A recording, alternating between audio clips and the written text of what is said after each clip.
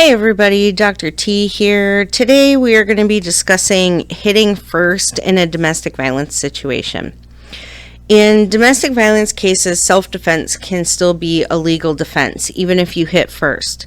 But it is not automatic and depends heavily on the facts, your state laws, and the evidence you present. I'm going to describe what happened to me to give you some context. When my abuser got physical, I ran from him into my son's room thinking he wouldn't follow me in there as my son was sleeping. But he did. He came running up behind me, and because I had experienced abuse in my childhood home, I knew what was coming. He grabbed my arm so hard it left bruises, and I managed to get loose, and I slapped him on the neck and the cheek, then pushed past him out of the room so he would follow me and leave my son's room. I won't go into any more details, but in the end, I barely survived. I was told by the victim advocate that what I had done could have actually got me arrested for DV as I had hit him first. Now, that scared me. I almost died that night, and I could have been saw as the aggressor. She told me that what I did was reach into what she called the protective toolbox and pulled out the slap, which is something that most women do to protect themselves. Had he pressed charges against me, I could have been arrested that night.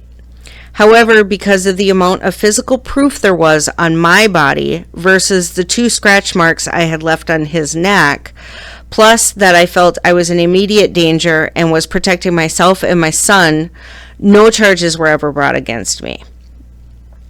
Hitting first can be justified. If you are in immediate threat of harm, if you reasonably believed you were in danger of death, serious injury, sexual assault, or other imminent harm, and that force was necessary to stop it, you may still claim self-defense. If there was no other safe option, if you had no way to escape or avoid the threat, and you acted to protect yourself or someone else, the law may still recognize your actions as defensive. If you were in reasonable fear, even if the other person didn't intend to cause harm, if a reasonable person in your position would have feared immediate physical harm, you may still qualify. When hitting first is problematic, there's the initial aggressor rule. In most states, the person who starts the fight or provokes violence generally loses the right to claim self-defense. Proportionality. The force used must be reasonable and necessary. Excessive or retaliatory force after the threat has ended can be prosecuted as assault or battery. Evidence matters. To defend yourself, you must show that you were the victim of an immediate threat and that your response was necessary and proportionate. This may require testimony, witness statements, or documentation. In domestic violence cases, courts often look at the history of abuse and whether the threat was credible, whether the threat was immediate and unavoidable, whether you had alternatives to using force, such as leaving the scene or calling authorities. The key takeaways here are yes, you can claim self-defense if you hit first, but only if you meet the legal standards for self-defense and the situation met the imminent threat requirement. No, you cannot claim self-defense if you started the fight and there was no immediate threat. Evidence is crucial. Police reports, witness statements, and documentations of injuries can help prove your case. Legal advice is essential. Domestic violence cases are complex, and a qualified attorney can help you understand your rights and build a strong defense.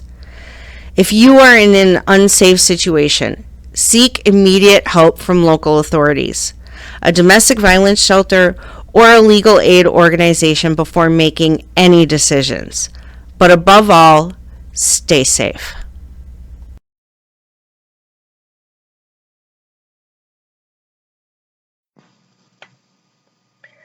If you or someone you know is in an abusive situation, call the National Helpline at 1-800-799-SAFE or text START to 88788. Everyone deserves a healthy relationship.